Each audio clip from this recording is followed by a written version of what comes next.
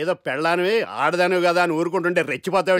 ఏం చేస్తాను చూడు గణేష్, భర్త అని గౌరవం లేకుండా ఎలా బరి తెగించి మాట్లాడుతుందో. భార్య అంటే ప్రేమ ఉంటే భర్త అంటే గౌరవం ఉంటుంది. అంటే నువ్వంటే ప్రేమ లేదా? లేదు. మరి మన సినిమాకి ఎందుకు తీసుకెళ్ళాలి సంవత్సరం తర్వాత.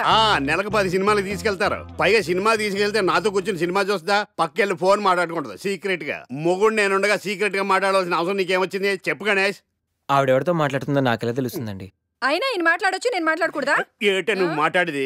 పొద్దున్న లేచిన దగ్గర నుంచి ఫేస్బుక్, ట్విట్టర్ లో పోస్టింగ్లు, ఇంటర్నెట్, సెల్ ఫోన్ లో మెసేజ్లు. అయ్యో మొగుడు కష్టమై ఇంటికి వస్తే మంచినీళ్ళు ఇవ్వాలని తెలియదు కానీ పొద్దున్న సాయంకాలం మాత్రమే hi, good morning friends, good evening friends అని ఫేస్బుక్ లో పోస్టింగ్లు. ఆఫీస్ లో బిజీగా ఉన్నానని చెప్పి ఫేస్బుక్ లో రాహుల్ పేరుతో చాటింగ్ చేయలేదా? నాకు దొరికిపోలేదా? నువ్వు మాత్రం తక్కువ తిన్నావా?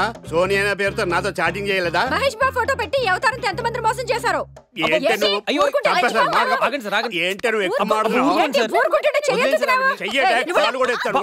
హ్యూమన్ రైట్స్ కెళ్తా, పోలీస్ స్టేషన్ లో కేసు పెట్టి జైలుకి పంపిస్తా.